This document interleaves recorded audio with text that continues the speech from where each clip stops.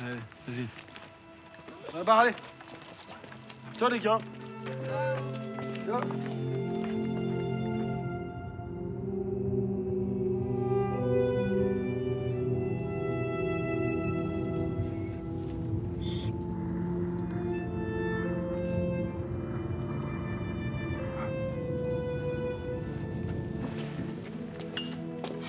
Allez, mon petit Babar, hein, tu restes sage, hein. Papa, il revient vite, d'accord?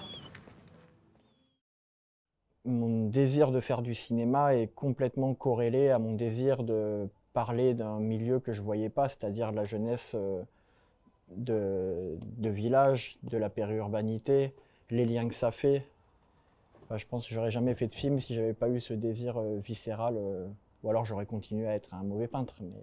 J'ai fait les Beaux-Arts à Montpellier, c'est la seule école que j'ai tentée parce que je suis de là-bas et je me voyais pas aller ailleurs. Et j'ai eu le concours et en fait aux Beaux-Arts ça a été vraiment une découverte de moi-même, déjà d'être d'être dans quelque chose qui me plaît, qui m'anime, où je me rends compte que je ne suis pas complètement un cancre. C'est pluridisciplinaire, c'est-à-dire qu'on est un peu obligé de toucher à tout. Donc moi j'étais aux Beaux-Arts pour être peintre et dessinateur. J'étais un peu monomaniaque, quoi. C'était les portraits et les portraits et les portraits. Et en fait à Montpellier on est un peu obligé de faire du son, de la performance, heureusement j'y ai échappé, de la vidéo, de la photographie, enfin vraiment tous les médiums de l'art contemporain. Et donc aux Beaux-Arts, moi je dessinais essentiellement des portraits de mes potes, ça c'est vraiment ça c'est axé là-dessus, des portraits de footballeurs, de rappeurs, de tout ce qui était un peu mes inspirations, ce qui fondamentalement me fabriquait quoi. Donc du coup j'avais construit un travail un peu de presque mise à plat de mes influences. Donc je faisais des dessins où je mélangeais mes potes, un philosophe, un romancier, un footballeur, Franck Ribéry, Jamel Debbouze, enfin voilà, des espèces de compositions comme ça, mais c'était toujours autour du portrait. Et après en peinture, j'ai vraiment fait des tableaux de bandes. J'avais pris mes amis en photo et je faisais comme ça ces portraits-là où c'était un peu je dirais presque ça qui m'a amené au cinéma parce qu'après, dans les obligations que j'ai eues aux Beaux-Arts, je me suis retrouvé à faire de la vidéo et moi j'étais vraiment le dernier des geeks. Donc une caméra avec de la technologie, il fallait appuyer sur play, c'était compliqué. Avec un ordinateur, il fallait faire du montage. Donc j'avais même dit, ouais, s'il y a bien un truc où je vais le faire parce que je suis obligé, c'est bien la vidéo. Et je suis un peu passé à l'année suivante parce que les profs me disaient, heureusement qu'il y a votre film. Et j'avais pris un peu de plaisir à le faire parce que le montage m'avait plu et il y avait quelque chose de rapport au rythme qui m'avait beaucoup plu. Et j'avais fait pas mal de musique petit. Et, je sais pas, il y a quelque chose qui m'a plu un peu là-dedans. Et, euh, et c'est en troisième année où j'ai été obligé de faire un stage de cinéma. C'était un stage de cinéma de fiction avec le cinéaste Doris Aron Casco, qui est un plasticien, photographe et cinéaste. Et là, ça a été un peu une révélation, parce que moi, je ne savais pas qu'on pouvait faire du cinéma. Je me suis vraiment senti à ma place. Enfin, il y a un truc où tout ce que je cherchais en peinture, en dessin, tout d'un coup, ça combinait les mots, donc presque la littérature, le langage, la musique, le rythme, l'image, le cadre, la narration, le portrait. Enfin, il y avait tout ça qui se mêlait et je me suis vraiment senti presque heureux de faire ça. Alors que j'étais un artiste, je souffrais quand je peignais, j'étais un peu un artiste maudit. Et là, tout d'un coup, il y avait quelque chose qui se libérait, il y avait une espèce de... Ouais, c'était une connexion, je me sentais centré. Et c'est un peu à ça que je marche, d'être bien là où je suis. Et il était évident pour moi que après les Beaux-Arts, je voulais faire du cinéma de fiction. Et donc j'ai vraiment après appris à faire du cinéma et appris le métier comme un autodidacte en sortant des Beaux-Arts, en étant technicien sur des films. J'ai fait de la machinerie, j'ai fait de la déco, j'ai été un peu assistant réal, je crois que j'ai même fait renfort régie.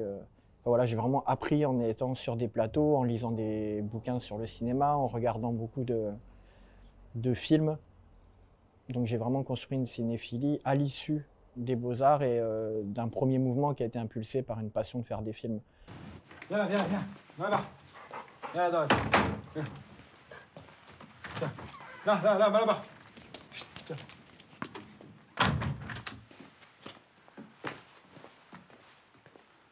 fais quoi? J'attends que ça sèche. En sortant de l'école, je traînais encore pas mal au village, j'étais encore dans l'équipe de foot, je voyais pas mal mes copains, j'y retournais souvent et j'ai impulsé l'écriture d'un long métrage que je ferai jamais. Mais ça m'a structuré d'avoir cette écriture-là, donc ça s'appelait Chien de la casse, il y avait Dog, Miralles, c'était deux amis, une espèce d'amitié, de rupture amoureuse dans un petit village. Et donc j'ai écrit, mais presque de manière adolescente, une centaine de pages avec beaucoup de dialogues et tous les trucs qu'il ne faut pas faire quand on écrit un film. Pendant 3-4 mois, ça a permis d'évacuer quelque chose. Donc j'ai écrit ce scénario qui ressemblait pas à grand chose, mais qui posait en fait les bases de Chien de la casse. Et puis après, je me suis mis à faire des cours. Et donc j'ai fait mon premier cours, il venait de Roumanie. J'ai un peu pris le court-métrage comme un laboratoire, c'est-à-dire que j'ai pas essayé de faire des œuvres absolues ou parfaites, ou en tout cas tenter de m'en rapprocher. C'était vraiment, j'essaie ça, puis j'essaie ça. Et a priori, je ferai pas. Ça me ressemble pas vraiment, mais j'ai envie d'aller explorer ça. Donc, ça a été vraiment me cogner un peu dans tous les murs pour affiner quelque chose au moment où je ferai un long métrage. Et puis même le long métrage, en fait, c'est un laboratoire permanent. Et il y a quelque chose comme ça qui s'est modulé. Et puis à un moment donné, Anaïs Bertrand, ma productrice, avec qui j'ai fait tous mes films, m'a dit, bon voilà, il serait peut-être temps de passer au long, est-ce que tu as un projet? Donc j'ai ressorti des fagots Chien de la casse. Et j'ai gardé le titre, les personnages et le cœur et la reine, et on a tout recommencé. Et j'ai commencé à l'écrire en 2016. Je l'ai fait de mémoire. Je savais qu'il y avait ces deux amis et qu'il y a quelque chose d'une amitié assez toxique, d'un amour maladroit. Ouais, de parler de l'amitié d'enfance, de ces mécanismes et ces rapports à l'amitié que le village peut fabriquer, qui est presque les premières histoires d'amour, c'est mes potes, quoi. Donc c'est un peu... ce cœur-là, il était là, et puis j'ai recommencé de zéro. Moi, j'aime tout le monde. Et comme il assume pas de m'aimer, il est obligé de t'inclure avec ma barre dans l'eau. Ça en est touchant de pudeur. Allez. Juste une quoi? Quel est le chemin? Y a pas juste une voie, mais y a juste une vie. On passe juste une fois, je passe juste une vitesse et je rentre que tu me vois. Non, tu me vois plus, tu me vois. Non, tu me vois plus, tu me vois. Non, tu me vois. Ah, ok, c'est bon. Descendre, c'est rapide, remonter, c'est lent. C'est un peu comme l'art du portrait. On essaye d'être le plus vrai et le plus sincère possible. Je pense qu'il y a deux rapports à la nuance. Je pense déjà dans la construction dramatique. Je voulais éviter ce schéma structurel qui est au début il est méchant et puis en fait à la fin on se rend compte qu'il était gentil. Moi c'était vraiment au début il est complexe, au milieu il est complexe, à la fin il est complexe, les choses sont complexes, les gens sont complexes, les rapports sont complexes. Donc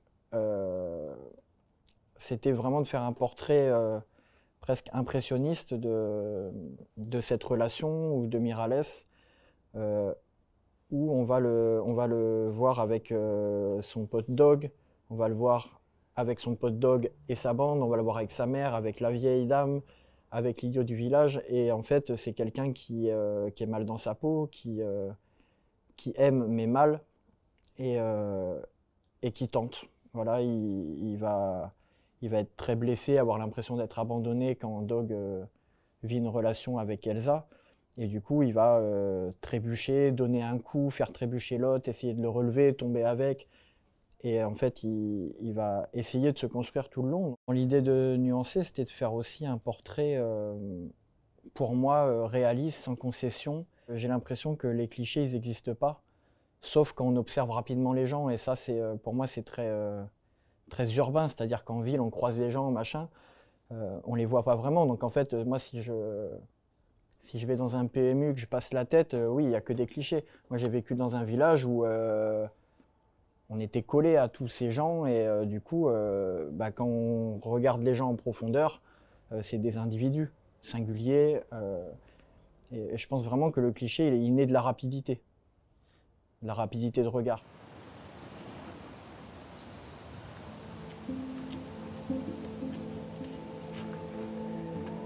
Les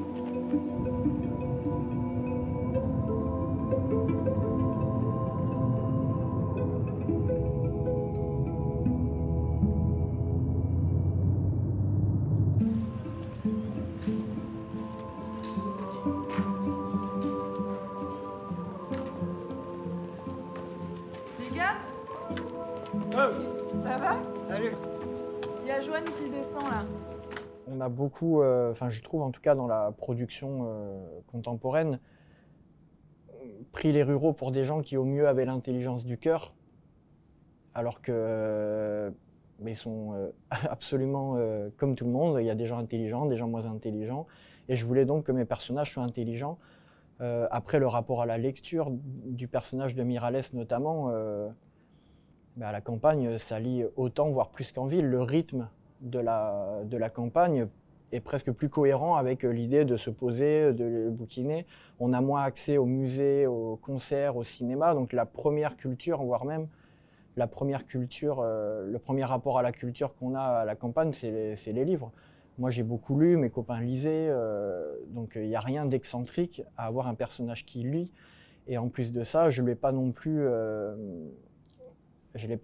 affublé d'une bibliothèque avec l'éthique de Spinoza ou Emmanuel Kant ou des bouquins ou Le Rouge et le Noir. Il a une littérature, et ça, quand j'ai constitué un peu la bibliothèque de Miralles, je tenais à des auteurs dont pour moi le talent consistait à être accessible. J'avais pensé à Martin Eden de Jack London. Je trouve que Jack London est très intéressant pour ça. C'est très fin et en même temps, on peut le lire à partir de 8 ans et demi. Et donc il y a Hermann Hesse, donc c'est pas un immense érudit, c'est quelqu'un qui se construit, voilà, autant en écoutant du rap qu'en lisant des bouquins et qu'en regardant des documentaires à la télé. Je tenais à un rapport à la littérature du personnage qui est une littérature qui est importante pour l'intime. Il se construit, les livres l'ont vraiment marqué, c'est pas pour évoluer socialement ou pour avoir lu ça parce qu'il faut avoir lu ça. Il est tombé sur cette trilogie d'Hermann Hesse, Demian, Narcisse et Goldmund, Siddhartha, et ça l'a vraiment marqué. Bon, il n'a pas encore pris toutes les leçons, parce que c'est des très beaux livres sur l'amitié, et il est toujours en train de mettre des gifles à son pote, mais en tout cas, il se construit avec ça. C'est ça, sinon rien. J'ai pas envie de enterrer avec ma femme.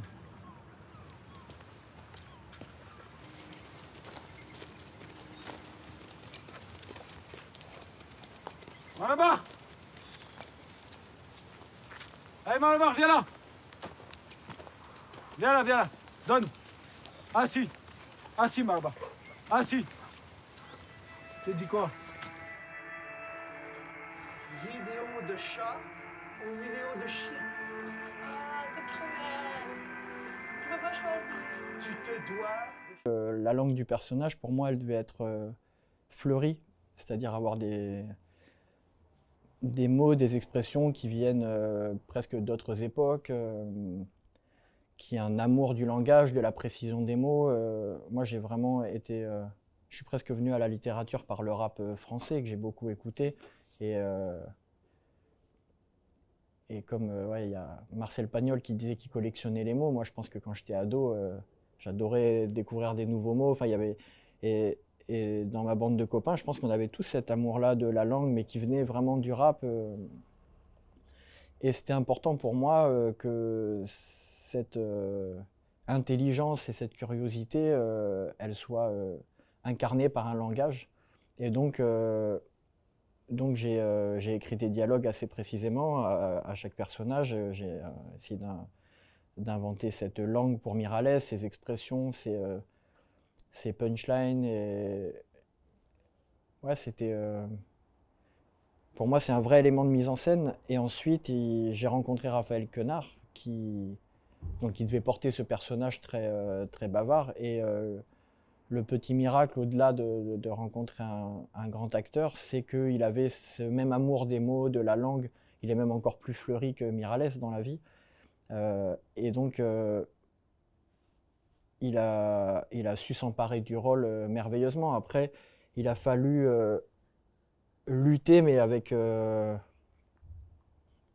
avec tout ce que ça peut produire de positif. On a entre respecter le texte et en même temps, je ne pouvais pas passer à côté de cette intelligence d'improvisation. Et en plus, il avait cette capacité, quand il a inventé, d'être très connecté à la langue du personnage. Le scénario, il s'appuie sur une précision de langage. C'est-à-dire des mots qui sont utilisés à tel endroit, qui rebondissent, etc. Donc en fait, moi je tenais à ce qu'au moins 80% du texte soit respecté. Après, il y avait des endroits où on pouvait s'échapper, et Raphaël avait cette intelligence d'improvisation, mais Anthony aussi, Galatea aussi. Et en même temps, c'était une lutte permanente entre tenir mon texte et de temps en temps, aux bons endroits, le faire déborder. Donc ce que j'avais fait, presque comme méthode de tournage, c'était au début, dans les 2-3 premières prises, vous me dites le texte. Puis si c'est bon, si la scène on l'a, qu'on la tient, que c'est bien, tu peux un peu sillonner, te réapproprier un peu les mots. Et des fois, en cas de... Voilà, si c'est vraiment bien, qu'on a le temps, carte blanche. Il y avait un peu cette méthode-là qui était intéressante. Après, on avait fait quand même des lectures, des essais avant le film où il y a eu des impros, ou des débuts de scène ou des fins de scène. Je tentais des choses en improvisation, j'ai récupéré des bouts d'impro que j'ai réécrits, que j'ai redéployés. Donc il y a quelque chose qui était, où je me suis aussi inspiré un peu d'Anthony ou de Raphaël. Et voilà, après c'est une espèce de tambouille, de cuisine. Mais moi je crois beaucoup au dialogue. J'ai l'impression que dans l'improvisation, on perd quelque chose. En fait, improviser, c'est pas comme être dans la vraie vie, je crois. Donc, j'ai essayé aussi de travailler avec des improvisations intérieures. C'est-à-dire, je disais que ce soit Anthony qui a un rôle beaucoup plus en silence. Tu as envie de lui dire ça, tu as envie de lui dire ça. Je veux pas l'entendre, mais je veux sentir que tu as envie de lui dire ça. Des fois, on a l'impression que quand on improvise, il y a uniquement que ce qui sort de la bouche qui est intéressant. Et du coup, des fois, Raphaël, je disais, mais en fait, toutes ces merveilles que tu as en tête là, pense-les. Tu me dis le texte et en fait ça va fabriquer le bon silence, la bonne écoute. Dans ce film-là, pour transcender la réalité et faire quelque chose qui est du cinéma de fiction et qui est une poétique et qui du coup vient offrir un point de vue sur cette réalité, j'ai toujours essayé de décaler d'un pas dans tous les éléments de la mise en scène. Donc le langage, évidemment, qu'il avait quelque chose de volontairement très réaliste, mais il y avait toujours un petit déplacement, un petit glissement. Mais c'était pareil pour les costumes, où on a travaillé les couleurs très précisément, chaque personnage a sa couleur. C'était pareil pour les décors, ce que j'ai un peu emprunté à Bruno Dumont sur La vie de Jésus, où il a vidé les rues de Bailleul. Les décors ont été vidés, il n'y a pas de figurants. La musique vient déréaliser aussi le film, donc on entre dans le film par une scène qui est assez chronique, mais mettre de la musique, c'était dire non, c'est pas une chronique, c'est pas je fais pas semblant d'être hyper réaliste, on va raconter un récit de fiction. C'est pareil que l'idée d'avoir choisi que des acteurs pour le film, c'est-à-dire c'est pas parce que je filme des gens, on va dire, un milieu plus populaire, que tout d'un coup on doit prendre des noms professionnels pour les incarner. Je pense que, on va dire, ces gens de la ruralité ont droit à leur incarnation en fiction, ont droit à des textes qui viennent transcender un peu cette réalité, donc à des acteurs pour les incarner, qui vont avoir ce métier pour dire les finesses, pour travailler les silences, pour avoir cette écoute. Donc en fait, tous les gens du film sont des comédiens, et ça c'était vraiment un choix pareil dans les choix de mise en scène de ce déplacement. Même l'idiot du village, où beaucoup de gens m'ont dit tiens, tu vas prendre un vrai idiot avec une gueule. J'ai dit non, moi je prends un super acteur, Bernard Blancan, pour jouer l'idiot du village, parce qu'il a un rapport au clown, au corps hyper intéressant. Il va pouvoir nous donner voilà, un sentiment. Alors Bernard, Ça va? ça va? Tranquille? Tranquille. Qui s'est dit? Non, y a rien. T'as rien gagné. Pas grave. Mais c'est quand ton anniversaire, Bernard? 3 décembre. 3 décembre? Ouais. Tu sais, Lyon, là, ça c'est pour juillet-août, ça. Toi, faut que tu joues Sagittaire 3 décembre, je crois. Mais j'aime bien Lyon, moi. Comme tu veux. Mais après, le principe du jeu, c'est de jouer le signe, ça porte J'ai chance. gagné Lyon. Tranquille, tranquille. Comme tu veux. Le territoire, déjà, c'est lui qui a enfanté tout ce qu'on voit dans le film, ses rapports, ses gens. Donc, en fait, ils l'ont toujours collé derrière eux, ils sont dessus, ils marchent, il y a quelque chose de... Ils sont aimantés à ce territoire et c'est vraiment construit comme un road movie qui tourne en boucle, quoi. Toujours, on se déplace, mais on retourne toujours au point de départ, ils atterrissent finalement toujours à cette place haute. Mais après, je voulais... comme on parlait de toujours déplacer un peu, se déplacer d'un pas de la réalité, il y a ce Col du Vent où j'ai tourné les scènes de balade de Malabar qui donnent une sensation de western. C'est vrai que je voulais un peu cette teinte-là très légère du western. C'est un film de duo et de duel. Ils sont toujours face à face, comme deux cow-boys, que ce soit Dog et Elsa, Dog et Mirales, Elsa et Mirales.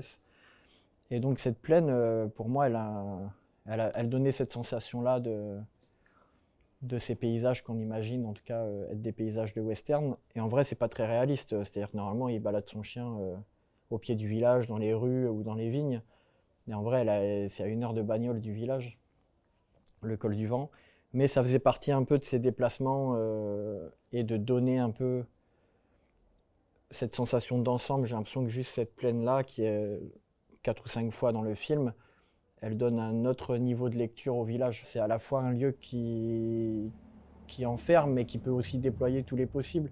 Et c'était un peu le projet du film, c'est le personnage, il veut partir, il veut changer son pote, il veut changer tout ce qu'il y a autour de lui, mais en réalité, il doit changer son regard pour changer son monde. Et ce film, c'était hyper important pour moi, et d'où le choix de la fin.